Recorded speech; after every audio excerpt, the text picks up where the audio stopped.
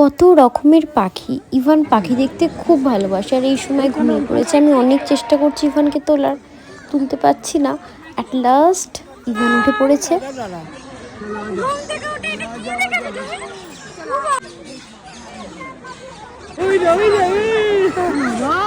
দেখছে পাখিও এত পাখি ভালোবাসে, ঘুমিয়ে পড়েছিল। আমরা ঘুম থেকে তুলে ওকে পাখি দেখছে, ঘুম থেকে